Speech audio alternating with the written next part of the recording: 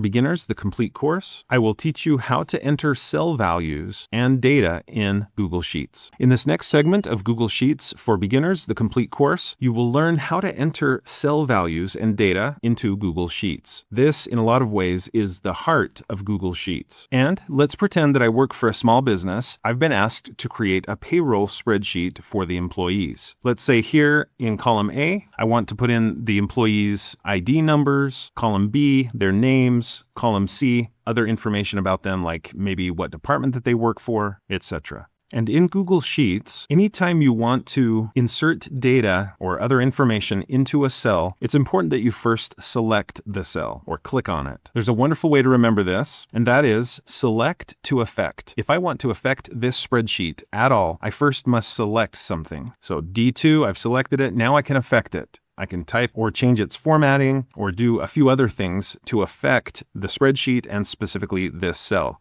If I don't select it, nothing's going to really affect it. So try to remember that. Select to affect. So let's say I want to affect cell A1. I need to click on it to select it, and now I'm ready to affect cell A1. Let's say the first employee that I want listed here has an employee ID number of 1001. Because I've selected A1, I can type 1001. So now it looks like 1001 is stored in cell A1. That's not exactly true yet, though. To make it really be stored there, I need to tap Enter or Return on the keyboard, and now cell A1 is no longer blank. It has the number 1001 stored in that cell. Now notice when I tapped Enter that the active cell moved down one. You can always tell the active cell because it is highlighted. You'll notice a box around it with a little circle in the corner. So when I typed in 1001, tapped Enter, the active cell moved down. And that's perfect because that's where I want to type the next employee's ID number, 1002. Tap Enter, and the active cell moves down again. And now I could type 1003, 1004, and so on. I could just keep on doing this for all 500 employees.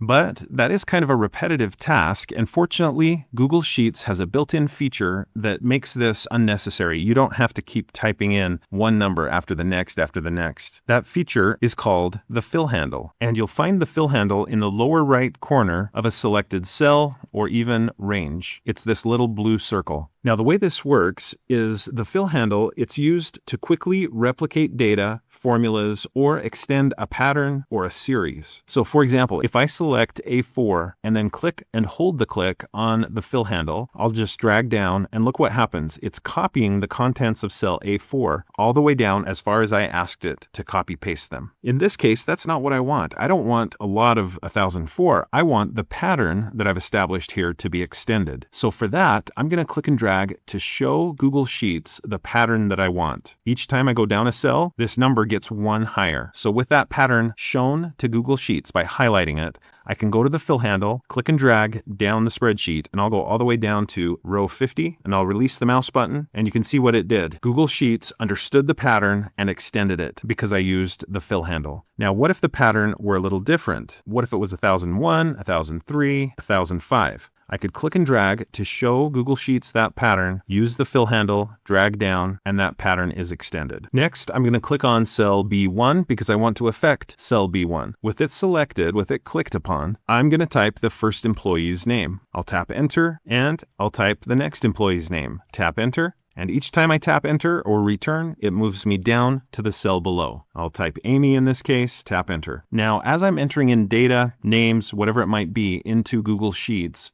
there may be times when I need to go back and correct my work. So for example, John in this case is missing an H. Let's say John spells his name with an H in there. I want to correct that, and this gives me the opportunity to teach you the difference between clicking on a cell and clicking in a cell. As you work in Google Sheets, there will be times when you need to be on a cell, and there are times when you'll need to be in a cell. The way you get on a cell is simply by clicking once on that cell. So I'm on this cell. If I want to be on B2, I just click once on B2. I'm on the cell. When you're on a cell, anything that you type will erase what already exists in that cell. So if I need to, I can type in John again and spell it correctly, and it's fixed when I tap Enter. I'm going to undo that though, because I want you to see that if you click twice on a cell, double click on it, now you're inside the cell. Notice the flashing cursor after the N in John. So now when I type, it's not going to overwrite what already exists in the cell. I could add to what's already there, or I could use the arrow keys or the mouse to get to a specific place in the cell to make a correction. This is going to be very important when you're doing data entry in Google Sheets. You're going to need to sometimes be in the cell, sometimes on the cell. Any changes that you make are only recorded once you tap enter, or alternatively, you could tab out of the cell, or you could click away from the cell. Those are all ways to kind of record the changes that you've made in that cell. Now, so far in this segment of the course, I've been focused on, as you enter data into Google Sheets, on the fact that when you tap enter, you move down the spreadsheet. And that's true. But what if you find yourself needing to move up the spreadsheet?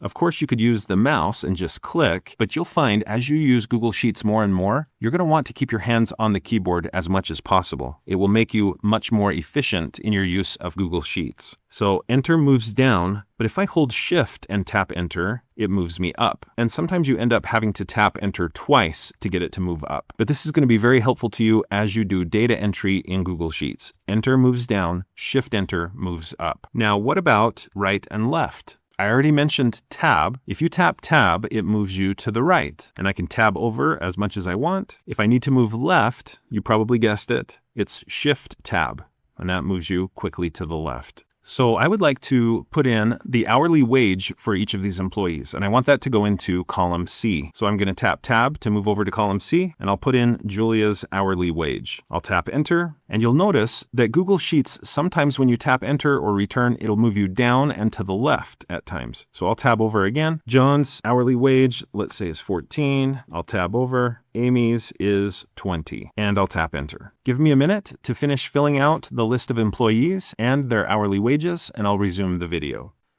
Next, I need to show you how to copy and clear Google Sheets data. In most cases, the easiest way to copy data from one cell to another is to click on the cell that has the data you need, hold Control, and tap C to copy. Now, if you're on a Mac computer, it would be Command C. Now that I've copied it, I just go to where I want to paste that data, and I hold Control and tap V to paste. Now, there are other ways to do this. You can go to the Edit tab after selecting a cell or range of cells, and you can choose Copy and do it that way, and Paste. But most people will find it easiest to use the keyboard shortcut, Control C or Command C on a Mac. In order to clear a Google Sheets cell, again, there are a couple of ways you could do this. Probably the most common way is just to click on a cell and tap Delete or Backspace on the keyboard, and it clears the value out of the cell. Having said that, there are sometimes other aspects of a cell that do not get cleared when you just tap Delete. In cases like that, you may need to go here to the menu bar and click on Format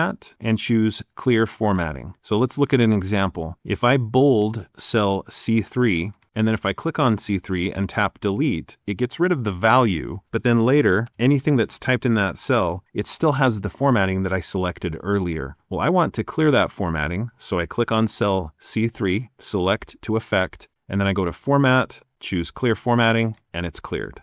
So those are a couple of ways that you can clear data that's in Excel, either the data itself or its formatting. Okay, next, in column D, I want to put in the number of hours that each of these employees worked in the last month. So I'll tab over to column D, cell D1, and I'll type in, let's say 150 for Julia. I'll tap enter. Now, as I'm working, you may be realizing that there's a little bit of a problem developing. The more data, the more information I put into my Google Sheet, the harder it is to remember what each of these pieces of data means. What is this? 1001? What's this? What does the 35 mean? What does the 150 mean? That shows why we need column headings. So I would like to insert a row above row number 1 and put in some headings so I always know what this number represents, what this number represents, and this number. To insert a row, there are a few different ways you can do that in Google Sheets. But one of the most common is right-click on the row number that's below the row you want to insert. So I want to insert a row at the very top. So I'll right-click on row number 1. Then I'll choose Insert One Row Above. Now there are times when you'll want to insert a column as well. To do so, just right-click on the column that's to the right of where you want the new column to appear. So I'll right-click on column A, and I'll choose Insert One Column to the Left. Now you'll notice that there is also the option one to the right, and same with rows, there was an option to insert one below or above, but in most cases, you are going to want to pick the one that's just to the right of where you want to insert the column. Now, what if I wanted to insert a row here between Zoe and Mateo? That's okay, I can do that. I could right-click on the 8, choose Insert One Row Above, and now there's a blank row between them. I'm going to hold Control and tap Z a couple of times to undo a couple of those changes that I put into this spreadsheet. Okay, so now that I've created a blank row at the top of my data, I can click on cell A1 and type in a heading for this column. Let's call this column Employee Number. I'll tap Tab to move over to B1, and I'll type Name, tab over, Hourly Wage, tab over, and Hours Worked, and I'll tap Enter. And actually, I want to add one more column heading here in column E. So in this case, I just clicked on column E, and I'll type Taxable Income, tap Enter. Now you'll notice, as I've entered in these column headings, some of them don't really fit in the space provided. So Employee Number looks like Employee Num. And some of these other column headings are really short, and yet there's a lot of space provided. So let's fix this. When you're working with columns and also rows in Google Sheets, there will be times when you need to resize the column or row. There is a manual way to do so and an automatic way. So let's do the manual way first. If I want to just stretch out column A, I can put my mouse between column A and column B. There's a line separating those two columns, and I can put my mouse on that line, click, and then drag it out to be as wide as I want it to be or as narrow as I want it to be. When I get it to the width I want, just release the mouse button, and I've set the column width. And I could do that with each of these columns, but check out this faster, basically automatic way of resizing columns. I'm going to click on column A, and I'll hold the click and drag all the way across to E. So I click on A, drag all the way to E. With all of that highlighted, I'm going to double click between any two of these column letters. So I'll choose between C and D, but it doesn't really matter. And I'll just double click on the line, and notice what happened. Every column has been perfectly resized automatically to fit all of the data in the column. So that looks much better. Now, having said that, what if you didn't do this? What if you left the columns so that the information that's in them doesn't fit? It looks like it's spilling out into other cells, or it's just hidden. That actually is fine. It would not change how the data is treated. It wouldn't change how Google Sheets calculates formulas or anything like that. It just makes it a little harder for us humans to understand the data and to use the spreadsheet. So I do recommend resizing your columns so that the data is easy to see and understand. Now, as you're entering data in Google Sheets, there will be times when you'll need some help. And a great Google Sheets tool that can help you with that is called Find and Replace. So for example, in this spreadsheet, let's say that I need to go in and change some of the hourly wages. Let's say a new law has been passed so that the new minimum wage is $12 an hour. I could manually look through this spreadsheet, find any example of $10 or $11 an hour, and update it to 12. But there's a much faster way. Just go here to Edit and choose Find and Replace. I want to find any examples of 10 and replace it with 12. There are some other options I have here, and here's an example of 10. Watch what happens when I click Replace All. This will replace values on all sheets. Are you okay with that? Are you sure? Yeah, I only have information on one sheet anyway, but I'll click OK, and notice that the number was updated from 10 to 12. I could do the same thing now with 11. Notice that Sienna has an hourly wage of 11, but when I click Replace All, it changes to 12. Now, in this example, I'm only working with 23 employees, but imagine 1,000 employees, or 1,500, or 5,000 employees. Find and Replace can be hugely valuable and save you so much time. So that worked great. I'll click Done. Now, if you want to keep your hands on the keyboard, which is usually a good idea, instead of going up to Edit and choosing Find and Replace, you can just hold Control and tap H to bring up Find and Replace. Okay, there's one more thing I want to show you about entering and managing your data in Google Sheets, and that is how to move data. So I've already shown you how to copy data. You can click on a cell, Control-C to copy, Control-V to paste. You can also cut data. Click on a cell, Control-X or Command-X if you're on a Mac computer, but Control-X to cut, click Control-V to paste. So those are useful, and you're going to use them a lot in Google Sheets.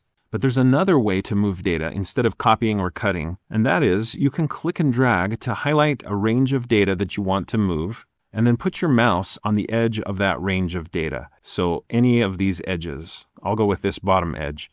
Notice that the mouse pointer turns into a hand. That's indicating that you can pick up that data and move it. So I'll hold the click and drag the information over here, release the mouse button, and I've effectively moved that data from one location in Google Sheets to another. I'm going to hold Control and tap Z to undo that, but that's a very handy way to move data in Google Sheets. So those are the techniques that you need to know to effectively enter cell values and manage your data in Google Sheets.